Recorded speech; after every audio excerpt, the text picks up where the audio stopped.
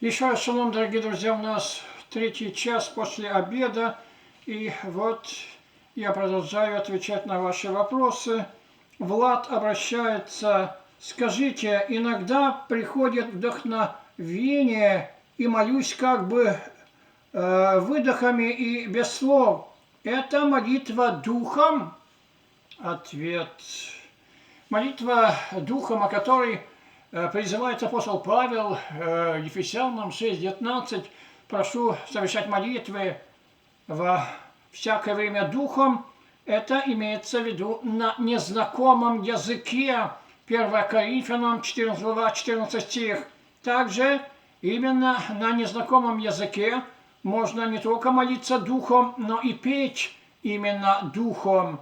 Об этом дальше говорится в 15 стихе этой же 14 главы 1 послания к Коринфянам.